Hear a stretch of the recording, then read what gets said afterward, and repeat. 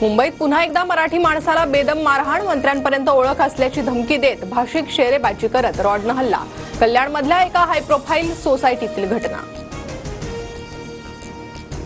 कल्याणमध्ये मराठी माणसाला झालेल्या मारहाणीनंतर स्थानिक आक्रमक. मारहाण करणाऱ्या अखिलेश शुक्लाला अटक न केल्यास डीसीपी कार्यालयावर मोर्चा काढण्याचा इशारा. भाजप युवा मोर्चाच्या कार्यकर्त्यांकडून मुंबईतील काँग्रेस कार्यालयाची तोडफोड. काँग्रेसनं बाबासाहेब आंबेडकरांचा अवमान केल्याचा भाजपचा आरोप. तोडफोडीच्या घटनेनंतर पोलिसांकडून लाठीचार्ज. भाजपच्या 30 ते 40 जणांवर गुन्हा दाखल. 14 कार्यकर्ते पोलिसांच्या ताब्यात. कार्यालयाच्या तोडफोडीनंतर काँग्रेस कार्यकर्तेही आक्रमक. भाजप विरोधात जोरदार घोषणाबाजी.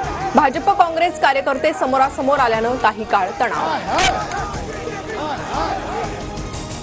बीडमधील सरपंच मृत्यू प्रकरणी वाल्मिक कराडला अधिवेशन संपेपर्यंत अटक करा, अन्यथा बीडमध्ये जनता रस्त्यावर उतरेल. आमदार संदीप क्षीरसागर यांचा इशारा.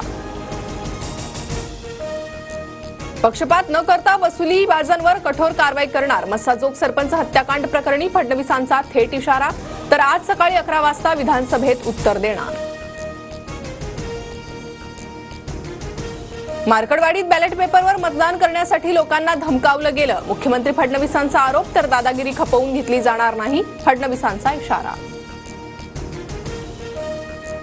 आम्ही सुरू केलेली एकही योजना बंद होऊ देणार नाही. अधिवेशनानंतर लाडक्या बहिणींच्या खात्यात डिसेंबरचा हप्ता जमा होणार. मुख्यमंत्री देवेंद्र फडणवीसांची माहिती.